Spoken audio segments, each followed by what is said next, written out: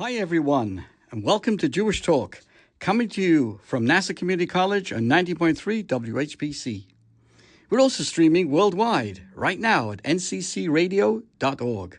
And if you're catching us later, the program will be archived on Spreaker.com. So wherever you're listening, good morning, good afternoon, good evening. My name is Rabbi Perl. I'm so happy you're here with us. Let's get started. The first subject for today is the new anti-Semitism doesn't always look like hate until you know the code. You see, I'm going to speak to you about something rather urgent and unsettling, but also empowering.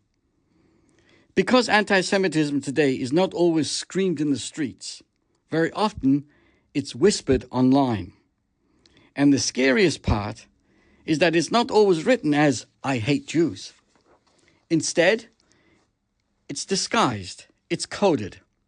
It's hidden in phrases, emojis, numbers, and inside jokes that look innocent until you realize what they really mean. And what's happening right now is this. Anti-Semitism is evolving. It's learning how to dodge filters. It is learning how to dodge moderators. And most of all, it's learning how to spread while pretending it's not spreading. So today, I want to give you something practical. Number one, how to recognize these coded signals. Number two, how to understand what they mean. And number three, what to do when you encounter them. Because once you know the pattern, you cannot unsee it. One of the most common coded phrases we're seeing online is something like, I'm just noticing things. Impossible not to notice. The noticing will continue. Now, a person may say, what's wrong with noticing?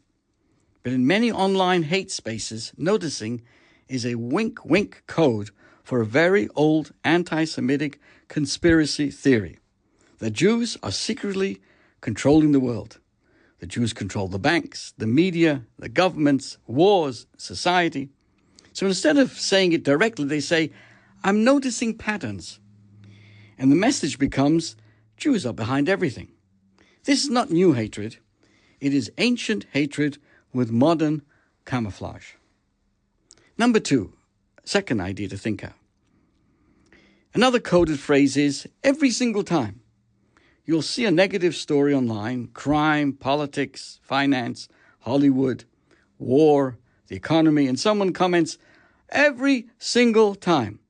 And that comment is meant to imply, it's always the Jews. It's something paired with other phrases like, well, or what do you say 3 times? The last one is meant to hint at well, without typing it. And once again, what's the purpose? To turn the Jew into a symbol of suspicion, corruption, and blame. This is how scapegoating works. You take complicated problems and you make one tiny group into a villain of history. Number 3. Now here's where it gets chilling. Online anti-Semitism is increasingly communicated through emojis because platforms can flag certain words, but emojis can slide right through. So what do you see? Sometimes a juice box emoji is used as a code for Jews. And then there are darker ones. Snakes, pigs, rats, octopus. They aren't random. They are connected to classic anti-Semitic propaganda depicting Jews as vermin, parasites, or monsters with tentacles controlling society. It's grotesque, and it's deliberate. Even the OK hand sign has, in certain contexts, been hijacked as a symbol of white power ideology. And Pepe the Frog, once a silly cartoon, is now sometimes used as an extremist marker in certain circles. Even the laughing emoji can carry an anti-Semitic undertone because for centuries, anti-Semitic imagery portrayed the laughing Jews, implying the Jews enjoy the suffering of others. So yes, something as simple as an emoji with a smile under a Jewish post may not mean that funny. It may mean I'm mocking Jews and Jewish pain. Let's continue. Now, let me be fair. Not every Palestinian flag emoji is anti-Semitic. People express political opinions. But here's the issue. When these emojis are dropped under Jewish content, a synagogue post, a Jewish holiday post, a Holocaust remembrance post, then it's often not politics. It's intimidation. It's saying, you don't belong here. Your existence is a problem. It's a method of harassment that looks civil while delivering a hostile message. Now, here's one of the ugliest examples. Someone comments, have a totally joyful day. That sounds friendly, no? Right? But its initials, TJD, have been used in hate spaces to mean total Jew death. And variant likes, like a totally kind day, have been used to mean hateful slurs as well. This is the kind of thing that makes your blood run cold, because it is a coded death wish disguised as kindness. And the whole point is plausibly deniable. Oh, come on, I was just being nice. But in truth, it's a hate signal. There's another phrase, our greatest ally. You heard the word? Oh, our greatest ally. In normal speech, that could be a compliment. But online, especially in certain spaces, it's used sarcastically, implying that Jews are manipulating governments or controlling foreign policy. Again, it's not a debate. It's a conspiracy. And conspiracies about Jews have never stayed online. History shows us exactly where they go. Now here's where it becomes important to educate people and ourselves, especially parents and educators. Numbers are often used as extremist shorthand. 14 can reference a white supremacist slogan. 88 can be a code for Heil Hitler because H is the eighth letter. 1488 combines both together. 18 can be used by extremists as a coded Hitler reference. 217K is used as a Holocaust denial propaganda. 6 gorillas or 6 cookies are used to mock the murder of 6 million Jews. You can see, my friends, exactly what is going on over here, and that is what I'm here to discuss. Let me say it clearly. Holocaust denial is not an opinion. It's an attack. It is propaganda. It is a gateway to violence. Because once you erase the horror of history, you make room to repeat it. Chas v'shalom. Now here's a new one. Deadly exchange. You heard the expression? Deadly exchange. This phrase has been used to claim that American policy is controlled by Israel because of a joint law enforcement training programs. And then it gets connected to protests with slogans like Israel trains ICE, or from our city to Gaza, globalize the intifada. Do you hear what happens? Local activism becomes a pipeline into global conspiracy thinking, of Jews becoming the root cause of every struggle. This is how anti-Semitism spreads. It attaches itself to other causes like a parasite. There's another one, another coded phrase, early life check. This refers to Wikipedia's biographies where a person's background is often mentioned. So when people write early life check, they're often trying to say, let's look up if this person is Jewish. And that usually is the beginning of a harassment campaign. It's a modern-day racial targeting dressed up as research. Some anti-Semitic users put Jewish names in multiple parentheses. It's meant to create a creepy echo effect, to label that person as Jewish and inviting trolling. It's a digital version of pointing to someone in the street and saying, there, get them. Finally, you may have seen this quote online. If you want to know who controls you, look at who you're not allowed to criticize. It's constantly attributed to Voltaire, but it's not Voltaire. It's from a modern neo-Nazi figure, and it's used to imply the Jews control the speech, the media, and the politics. This is dangerous because it pretends to be philosophy while actually being hate propaganda. So what can we do? Why am I sharing this with you? How to respond wisely, safely, and effectively. Now, after hearing all of this, some might say, Rabbi, what can I do? I'm one person. Here's what you can do. Here's some real steps. Don't argue with extremists online, number one. They're not debating. They are baiting. Not debating, but baiting. You cannot reason someone out of a hatred they didn't reason themselves into. A second way, screenshots are evidence. If you ever need to report, proof matters. So screenshot everything if you come across any of this anti-Semitism. Yes, sometimes platforms respond slowly, but reports create patterns.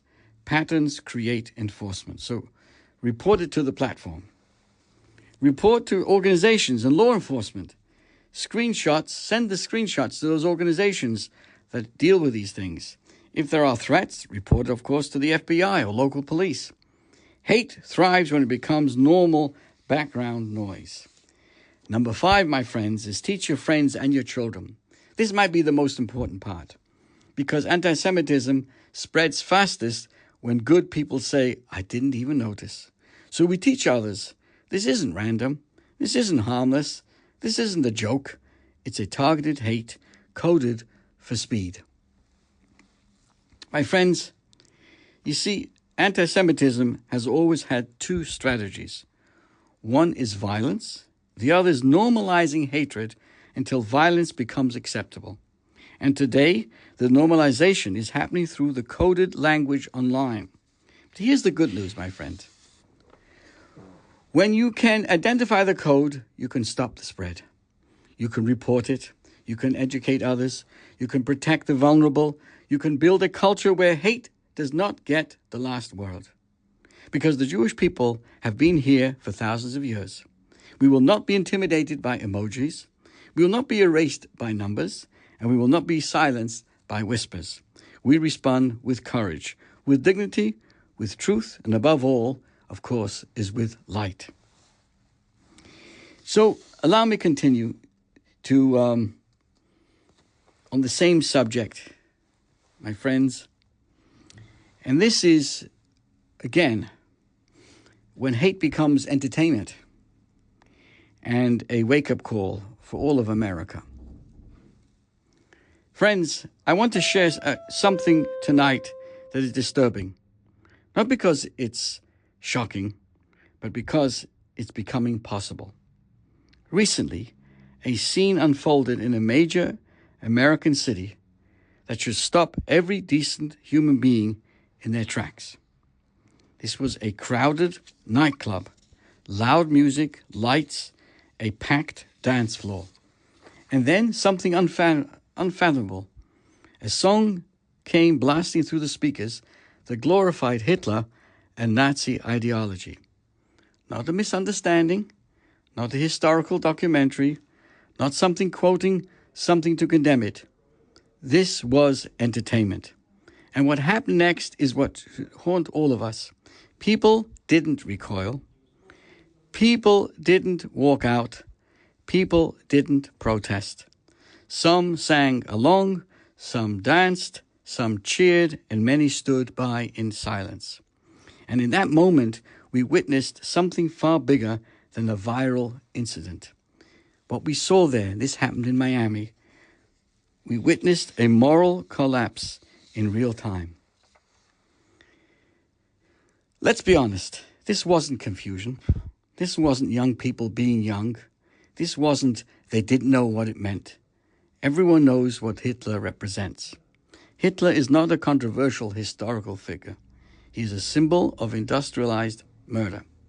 Hitler represents the organized extermination of 6 million Jews and the destruction of human beings on an assembly line. So when people dance to that, this is not edgy. That's evil normalized. And it forces us to face a frightened truth. Anti-Semitism doesn't always show up wearing a uniform. Sometimes it shows up wearing a smile. Sometimes it shows up as a meme. Sometimes it shows up as just a song. Sometimes it shows up through the most dangerous weapon of all, silence. So after incidents like this, there are always statements. Venues distance themselves, leaders condemn it, public relations, teams get busy. But statements after the fact don't answer the real question. How did people feel comfortable doing this in the first place?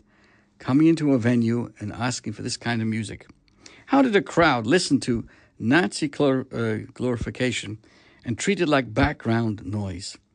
How did nobody shut it down? And maybe the hardest question of all, how did normal people become comfortable standing next to this and doing nothing? Because that's how hatred grows, not from screamers, but from spectators. This is not only a Jewish problem, this is an American problem, because when genocidal ideology can be repackaged as entertainment, when the praise of mass murder becomes content, and when hatred becomes just another opinion, then something is breaking in the moral foundations of society. Let's ask it plainly. Would America tolerate a nightclub playing music praising slavery? Would it be accepted to sing lyrics celebrating lynching? Would crowds dance to songs mocking murdered children from any minority group? No way. And if it happened, the outrage would be immediate.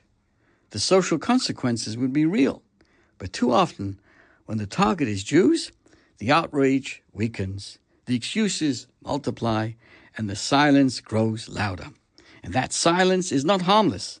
Silence gives permission. Silence creates comfort. And silence becomes the oxygen of hate. And here's the point. What we tolerate today, we normalize tomorrow. This is how a culture collapses. Not overnight, not with one dictator, but step by step. First it becomes a joke. Then it becomes edgy. Then it becomes a debate. Then it becomes free speech. Then it becomes normal. And then, God forbid, it becomes policy. History has taught the Jewish people this lesson painfully well. The danger is not only the ones who hate us, the danger is the world that gets used to it. And now I want to say something with humility. It's easy to point fingers outward, and we should demand accountability. But Judaism teaches that real moral strength includes self-reflection. And we should ask ourselves, have we become numb to cruelty in our speech? Have we tolerated disrespect towards people who are different? Have we allowed ourselves to talk about others in ways we would never tolerate if it was said about us? Not because everything is equal. It isn't. Not because defending ourselves is wrong. It isn't. But because when darkness rises, we are called to become brighter. Not more bitter, not more coarse, not more careless. A society is judged by what it rejects, and a person is judged by what they refuse to normalize. The Torah does not allow us to live in the gray area of moral neutrality. Judaism teaches, if you love God, you must reject evil. Because love of God is not only measured by prayer, not only by ritual, not only by tradition, it's measured by moral clarity. There are moments when tolerance is a virtue, and there are moments when tolerance is a betrayal. Some lines must never blur. Some things are not a viewpoint. They are poison. When someone praises Nazi ideology, they are not expressing an opinion. They are endorsing annihilation. And that cannot be shrugged off. It cannot be debated politely. It must be rejected loudly. There's another factor that we cannot ignore, my friends. And that is, extremists are increasingly invited onto platforms. There could be podcasts, social media, interviews, under the excuse of balance or conversation or just hearing them out. But here's the truth. Platforms don't just host. Platforms legitimize. Giving hate a microphone turns it from fringe to fashionable. And once hatred becomes content, I would say, people stop fearing it. They start consuming it, and eventually they start repeating it. And this is exactly why the high school program that we've just began, it's a high school diversity dialogue program, has become so urgent. Because hatred today is not mainly spreading through textbooks. It's spreading through viral clips, influencers, jokes, group pressure, online edginess, and the human fear of standing out. Teenagers are not just learning facts anymore, they're absorbing atmospheres. If we don't create spaces for students to ask real questions, to hear real answers, and to meet real Jewish people, then others will teach them who Jews are. And the ones teaching them won't be educators. They'll all be, algorithms. The goal of this program that we've began, the Chabad of Minneol has begun, is not to win arguments. The goal is to restore something our culture is losing. It's called human contact. When students meet a rabbi, sit across the table, ask questions, challenge respectfully, and hear the story of Judaism as lived, not as a caricature, something changes. Prejudice thrives in the abstract, but hatred weakens the people that we meet. Because you can dehumanize someone who becomes real to you, and you can't cheer evil so easily when you learned what it does to actual human beings. Our tradition teaches us death and life are in the hands of the tongue, what we say. Words are not harmless. A chant is not harmless. A song is not harmless. A platform is not harmless. And silence is not harmless. Every time we tolerate hate, we train society to accept it. Every time we challenge hate with clarity, dignity, and courage, we make the world safer, not just for Jews, but for everyone. So today's message is simple. We must remain, I would say, maladjusted against anti-Semitism, no matter how trendy it becomes, no matter how it's packaged, no matter how many people laugh, no matter how many stay silent. Because when a society dances while the soundtrack praises genocide, that society is dancing towards disaster. And we refuse. We draw moral lines. We teach our children. We speak with courage. We show up in schools. We build relationships. We refuse silence. Because if we love God, we must hate evil. And we must never allow the world to applaud it. Pivoting somewhat, dear friends, I'd like to speak amongst my many responsibilities over the years has been a chaplain for many years at Topic House, which was a mandated drug rehab, methadone clinic. And I used to go there for many, many years and meet with and learn Torah and discuss and fabring with addicts who are going through their rehabilitation. So I'm going to talk a little bit about addiction is not a failure of character. It's a cry for help. Clarity and compassion helps open the door to recovery. So today I want to speak to you about a subject that touches more lives than most people realize, and that is addiction. And I want to begin with one simple truth. Addiction is misunderstood.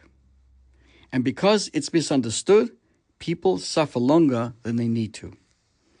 Families suffer, marriages suffer, children suffer, parents suffer, and the person struggling suffers often in silence with deep shame, hiding behind a smile, hiding behind a career, hiding behind, I'm fine. But Jewish wisdom, and the teachings of the Rebbe especially, gives us a powerful framework.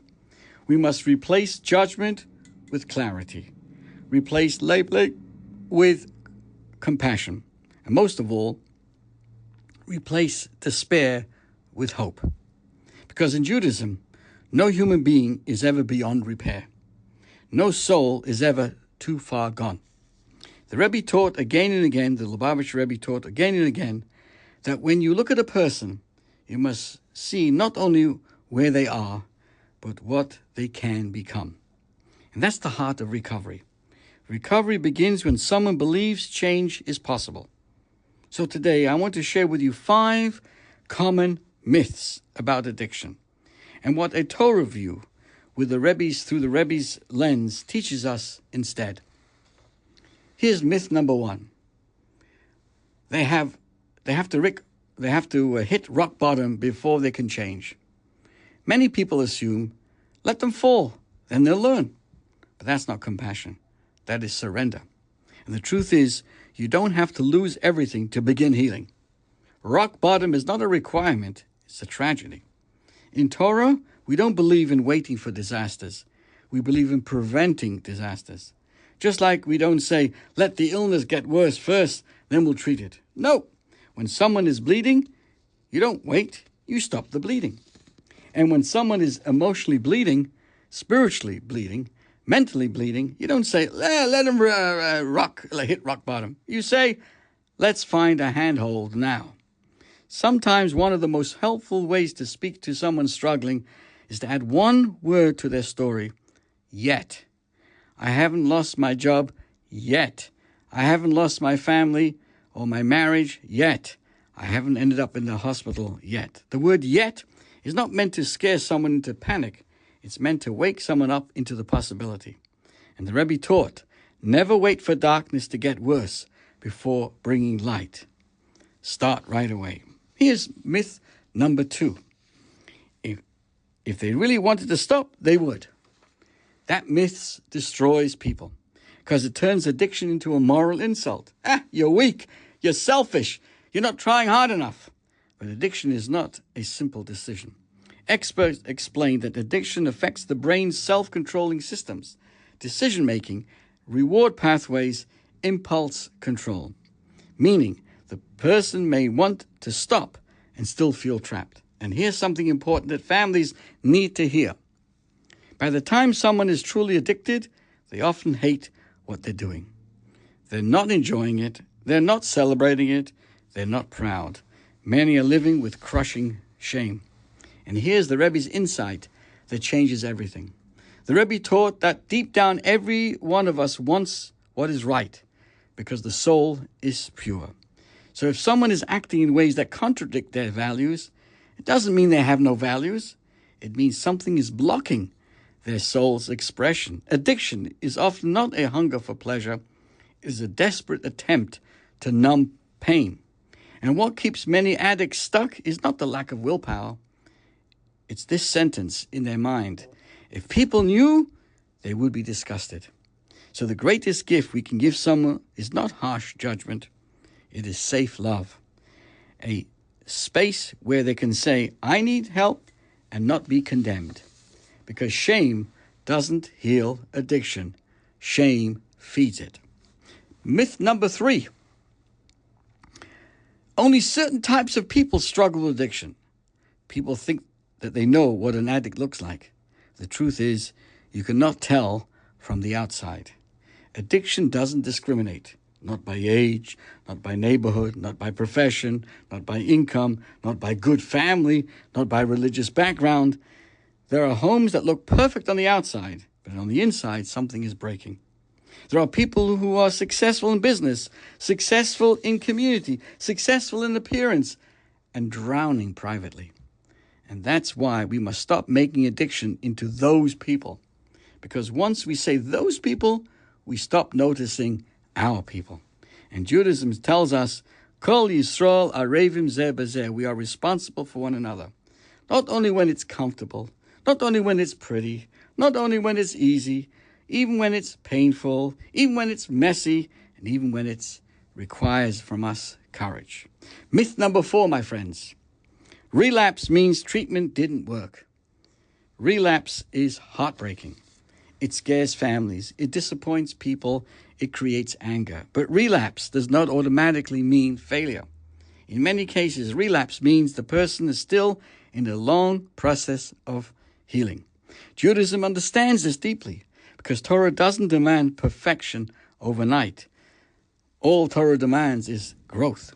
The Rebbe emphasized again and again, don't measure a person by one fall. Measure them by whether they get up. A baby learning to walk falls many times. We don't say, this child is hopeless. We clap, right? Remember how first child is starting to walk? We encourage. We say, hey, try again. Recovery is not a straight line. It's a battle with ups and downs. And the way we respond to relapse can either push someone deeper into shame or pull them back into hope. And hope is not a slogan. Hope, my friends, is oxygen.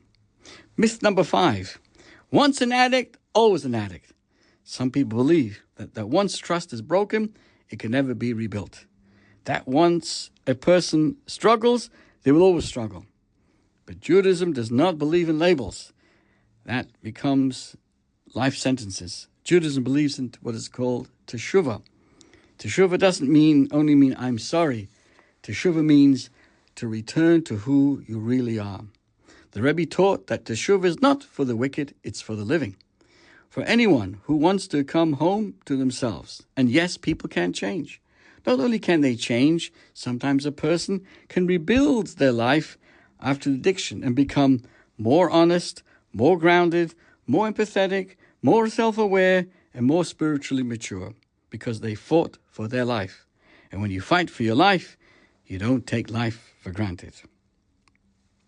So what does Judaism say practically? What's the Jewish model of recovery? It teaches a model that lines up with the best of all the recovery programs out there. Number 1, acknowledge the problem. Number 2, desire change. Number 3, transform behavior. Number 4, repair what has been damaged. And 5, build a new life with support. But Judaism adds something crucial. Recovery is not only physical, it's emotional and it is spiritual. Because addiction is not only about substances, it's about emptiness. It's about loneliness. It's about the pain that needed a voice. And the Rebbe taught that every soul needs nourishment. Sometimes the person reached for a substance because they didn't know how to reach for help. So our job is not to shame them. Our job is to guide them towards the help that they deserve. So many people have asked me, what can you do if you love someone struggling? What do? I'm going to give you some clear steps. You see someone around you struggling. Number 1, don't preach. Connect. Say, I love you. I'm with you. Let's get help together. Don't accuse. Ask. What are you going through? What pain are you carrying? What are you afraid of will happen if you stop? Number 3 is don't enable. Support. Supporting someone doesn't mean protecting addiction. It means protecting the person from dying alone. And of course, encourage professional help. Jewish faith is not a replacement for treatment. Faith is the strength that helps treatment work. And that is the Rebbe's approach. Use every tool the Almighty God has placed into this world, whether it's the doctors, the therapy, the community, the structure, and the spiritual growth. So in closing on this subject, if you're listening today and you're struggling, I want you to hear this clearly from me. You're not a bad person. You're not worthless. You're not beyond repair. You are a soul in pain, and you deserve help. And if you love someone who is struggling, don't wait for rock bottom. Don't wait for disaster. Don't wait for tragedy. Choose clarity. Choose compassion. Choose action. Because the Torah teaches life is precious. And the Rebbe taught no soul is ever lost. There's always a path forward. And with help, with support, and with the Almighty's blessings, recovery, of course, is possible. Now, I'd like at this point to talk about what's coming up this week on Wednesday, January the 28th. This Wednesday, we mark a very special date in the Jewish calendar. It's called Yud Shvat, the 10th day of the Hebrew month of Shvat. It is a day that with two perspectives, towering meanings in Chabad and in Jewish history. Let me explain. First, Yud Shvat, it corresponds this year to January 28th, is the Yartzeit, the anniversary of the passing of the previous Lubavitcher Rebbe, Rabbi Yosef Yitzchak Schneerson, known as the Frierdiker Rebbe. And our sages teach something very powerful about the passing of a righteous person. That on the day of a tzaddik's passing, everything he worked for during his lifetime becomes revealed and radiates downward into our world. In other words, a yahrzeit isn't only about a memory, it's about a message. It's about an inheritance. It's about what becomes available to us now because of what that soul accomplished in their lifetime. So this coming Wednesday, have in mind, Yud Shvat is the time to focus on what the previous Rebbe represented. And his life was all about absolute, fearless commitment to preserve Judaism, Torah, mitzvahs, Jewish identity, even in the most difficult environments imaginable. But then there's a second side to this coming Wednesday, Yud Shvat. A new era began. Because there's another major meaning for this day. Yud Shvat is also the anniversary when the Rebbe, Rabbi Schneerson, Rabbi Nachum Mendel Schneerson, accepted the leadership of Chabad movement officially in 1951. The previous Rebbe passed away in 1950, and a year later, the Rebbe accepted the leadership. And at the gathering marking that acceptance, the Rebbe said something unforgettable, something that truly defines Chabad's entire approach to life. The Rebbe said this very clearly. Chabad does not place emphasis on relying on a leader, on a Rebbe. Chabad, each of us, puts the emphasis on individual initiative, the importance of every single one of us in the mission in this world. And the Rebbe added something almost startling in their honesty. The Rebbe said these words, I will help. Indeed, help as much as I can. But what good is it to provide text to study, to sing Hasidic melodies and to say L'chaim if there's no effort and initiative on your part? Now that line hits hard, because the Rebbe was saying, don't turn to Judaism into inspirational only. Don't make it a beautiful ideas only. Judaism is meant to become movement. It's meant to become action. It's meant to become our personal responsibility.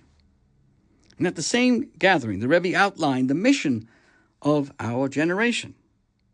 He said the following, we are at the closing stage, the end of the era when we can already hear the approaching footsteps of Mashiach. And our task, the Rebbe said, is to complete the process of bringing the divine presence down into this world, so that holiness is not only in the heavens, but felt and seen in everyday life. And then the Rebbe gave a powerful example from the Torah. Moses could have built the Mishkan, that was the sanctuary in the desert, entirely by himself. He was capable. He was holy enough. He had the skills, but he didn't. Why? Because Moses wanted every one of us to have a share in it. And the Rebbe explained, the Rebbeim, the teachers, the big leaders of previous generations, did not want the campaign to bring Mashiach to be their private project, some holy people bringing Mashiach. They wanted that the mission that lies in every one of us, on every individual, each and every one of us, have the ability to help bring Mashiach. So Yud Shvat, this coming Wednesday, is a call for every one of us to ask, what am I doing? What is my initiative? What is my contribution to the well-being of this world? Because the message of the Rebbe's life is not only what the Rebbe can do for us, but what we can do. Yes, the Rebbe promised to help us, and we believe he still does. Even though he is no longer with us physically, he is not gone. But the Rebbe taught us that the true connection means don't just rely, rise. Don't just receive, lead. And now, let's talk about something unexpected, what I call holy foolishness. I want to shift gears for a moment. You know, as children, we all heard adults say to us, "Stop acting so silly." But did you ever notice? Nobody ever says, "Start acting silly." Nobody told us to act silly. So we grew up and we became very mature, very proper, and very controlled. And then suddenly the Torah comes along and tells us sometimes the greatest spiritual power is to do exactly that, holy foolishness, to act with holy foolishness. Yes, you heard me right, holy foolishness. This is the subject of the famous Hasidic discourse that the previous Rebbe prepared to deliver for Yud Shvat. Before he passed away, he had codified and written a special discourse to be learnt on that date, which was the yahrzeit of his own grandmother. And it turned out what he prepared to be learnt on his grandmother's date of passing became his own as well. He passed away on that very day, Yud Shvat, before he was able to actually deliver this Maimon, this Hasidic discourse. And then his successor, the Rebbe, expounded on that discourse by chapter by chapter. And he studied every year at this time. Because the message is this: sometimes holiness doesn't come from being polished. Sometimes holiness comes from being so alive, so joyful, so committed that you're really willing to look a little foolish. Let me give you some example of what I would call great people who seemingly looked like they were doing something foolish, but was something very great.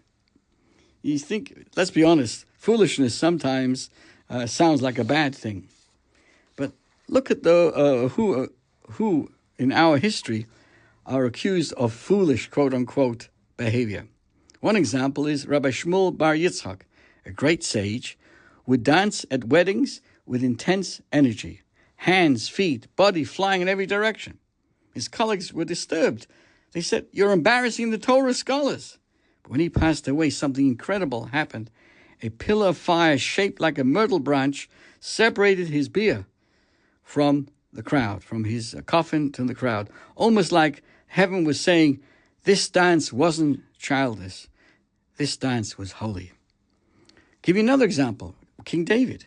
When the ark was brought back to Jerusalem, David didn't do a royal little shuffle. He danced with such abandon, whirling, leaping, pure joy. His wife mocked him, saying he looked like a fool. But God was pleased with him, because sometimes joy in God must break the limits of dignity. And even prophets were called crazy, because prophecy meant stepping into a higher consciousness, an ego-less state, so that divine truth can shine through. So yes, sometimes the holiest people are the ones who look a little crazy to the world. And here's the deeper point. Our sages say a person sins only because of a ruach shtus, a spirit of foolishness enters them. Meaning, sin isn't just wrong, sin is irrational. What sane people would want to disconnect themselves. If you were sane, you were normal, who would want to disconnect themselves from the Creator? But we do. Why? Because impulses take over. We lose perspective. We do something that doesn't match who we really are. So what's the solution? Maimonides teaches that when someone needs to repair a weakness, often the path is to go to the other extreme.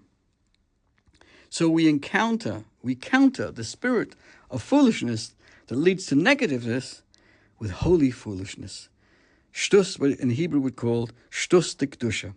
We serve God with joy that doesn't ask permission, with commitment that doesn't require logic, with mitzvahs done with excitement, even if the world rolls its eyes. Because sometimes the only way to break out of destructive patterns is to break out of the normal patterns as well. Another form of holy foolishness, this is the theme that the Rebbe spoke about on the day that he began his leadership based on the discourse of his father-in-law. He explained about this holy foolishness. It's called Mesiras Nefesh, self-sacrifice. Historically, Jews gave up their lives rather than give up Judaism. Whether it was in the Inquisitions, in the pogroms, in the Soviet oppression, every era has its test. But what does Mesiras Nefesh, self-sacrifice, look like today? It means being willing to give up comfort. It means being willing to sacrifice convenience. It means saying, I'll keep the Sabbath even if it costs me. I'll keep kosher even if it limits me. I'll do the right thing even if it's not popular. And sometimes it means taking a leap of faith, quietening the mind and trusting God's infinite power even when you can't see the next step. That's how we followed Moses into the desert. That's how we live today, with faith and with trust, with emunah and bitachon. There's a story of Richard Morris, a professional comedian. Have you ever heard of him? He is a professional comedian, one of the original writers for David Letterman. I have actually met him sometime in some event. He described how hard it was when he started keeping the Sabbath because his best paying work was on weekends, right? He thought, how will I survive? But he took the leap. What was the blessing? He didn't just survive, he thrived financially, professionally, and spiritually. That's the point. We can get stuck in our limited capabilities, or we can trust in our unlimited capacities. Faith might feel foolish, but it's the only way we truly relate to God, because God is infinite and none of us can fully understand him. So here is the message I share with you, dear listeners, for this coming Wednesday, Yud Shvat, the date when the previous Rebbe passed away in 1950, and the Rebbe took upon himself the leadership of Chabad at 1951, but on the same date, Yud Shvat, the 10th day of Shvat, which is this coming Wednesday. It teaches us, yes, we need responsibility. Yes, we need initiative. Yes, we need action, but we also need joy. We need boldness. We need holy foolishness. Don't be afraid to show your Judaism. Don't be afraid to dance a little harder. Don't be afraid to do mitzvahs with visible happiness. Don't be afraid to celebrate others and celebrate Torah and celebrate our connections to the Almighty God. And if you find yourself stuck in your adult box, here's the solution. Remove the self from the equation, because we can either serve our egocentric smallness or attach ourselves to the infinite greatness. That is the mission. That is the lesson. That's the lesson that I'm thinking about in anticipation of Yud Shvat, of this special date. For all of us to renew our commitment, to take the initiative, to bring holiness into this world, and until, of course, the ultimate good becomes a reality with the coming of Mashiach. Timing is very important. Whether you're on radio, on television, giving a sermon. I opened up my sermon last week in the synagogue and said, I was told that I should give a meaningful speech and keep it short. So I said, listen, I've worked hard to make it meaningful, but I'm not sure if I can keep it short. Time is so important in our lives. Here's a great story. Sarah was always late to work. No matter how hard she tried, no matter how many alarms she set, she just couldn't get out of bed on time. Finally, her boss warned her, one more time and you're fired. So Sarah goes to the doctor. He gives her a pill and says, take one before bed. You'll fall asleep immediately and wake up early. That night, she takes the pill. Boom, she falls asleep. And for the first time in her life, she wakes up before dawn, refreshed, energized, and proud of herself. She gets to work early and tells the boss, she says to the boss, Doctor, the doctor fixed it. One pill, and I'm a new person. Her boss looks at her and says, that's wonderful, Sarah, but where were you yesterday? Which, of course, brings us to the Torah portion of this past weekend. It's called Bo, where we receive the very first mitzvah, the first mitzvah given to the Jewish people before they even left Egypt. We're talking about 2 weeks before they left. They left on the 15th day of the month. So the beginning of the month is called Rosh Chodesh, beginning of the month. What we learn, the first mitzvah that we were given was to sanctify Rosh Chodesh, sanctify the new moon, the new month. And the Medrash says something fascinating. When God chose his world, he created heads of the months and heads of the years. We have a cycle of months, we have a cycle of years. But when God chose Jacob and his children, he created something even greater. He started the head of the month of redemption, Nisan. What's the message here? You see, there are three ways to experience time. This was a fascinating question. Of all the things that we were about to be commanded to do, remember, we left Egypt, come to Mount Sinai, we're given all the 613 mitzvahs.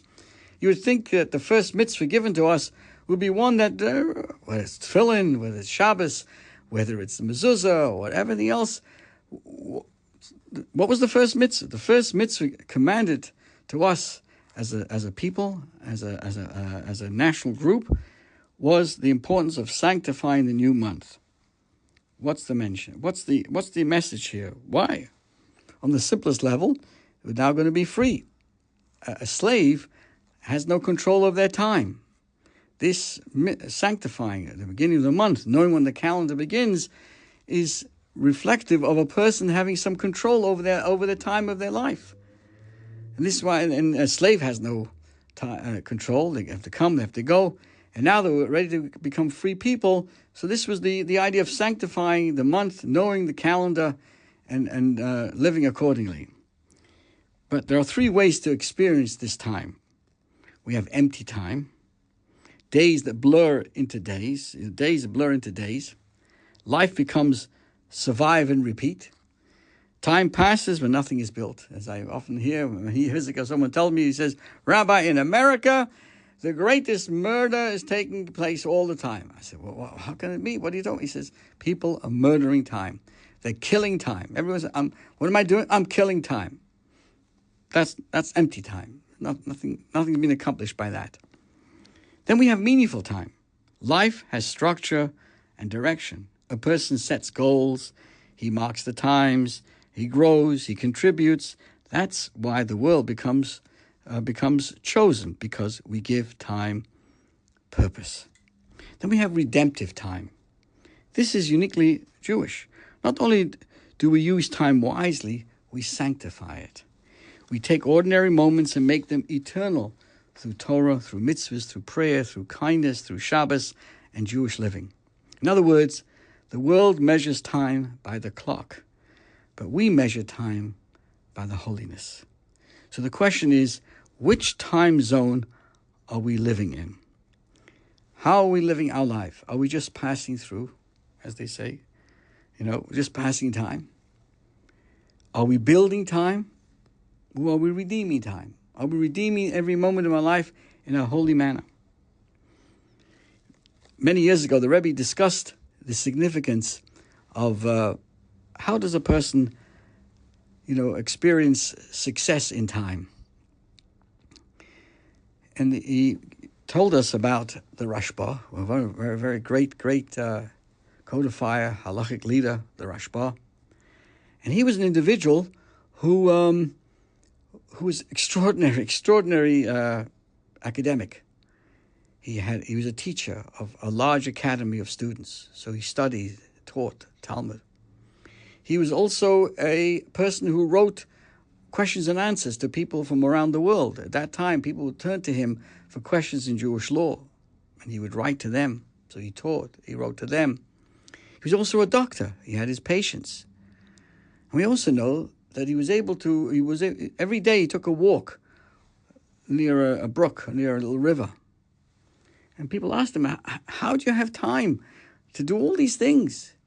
And what's the value of walking next to the river? I mean, you're so busy, your mind is, and you're teaching, and you're a doctor, and you're responding to responsa.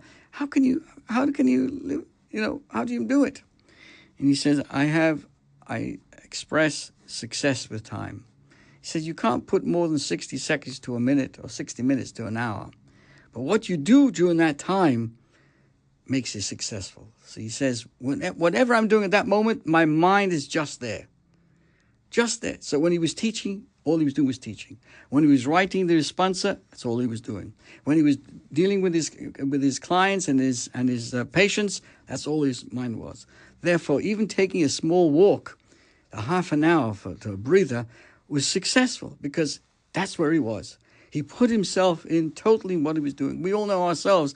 We're sitting at the table, sitting somewhere, and we're looking, our mind, we can't even sit at a table in a restaurant without looking at the phone. Wherever you go, people are walking around with their phone. The idea of being focused on what you're doing at that moment is one of the toughest challenges of our time. The idea of being able to have success with time. Success with time means putting one's mind into what you're doing at that moment. The expression, if you want something done, you give it to a busy person. It sounds contradictory. You give it to somebody who's not busy. No, the answer is someone who's busy means they can multitask. If a person can multitask, the success of a multitasking person is that whatever he's doing is doing with quality. With quality, he's focused. And that's we saw with the Rebbe himself. When you go by, when you spoke to the Rebbe, or the Rebbe greeted you, you felt that he was just speaking to you. It was you and him, and to the exclusion of everybody else. The idea of being able to focus with perfectness to what we're doing at hand is the way to be successful, and to say that I live a life is more of a redemptive time where I'm elevating the time and sanctifying it, that every moment is filled with goodness and positivity. This is your host, Rabbi Perl, wishing everybody a safe week. Thank you and shalom.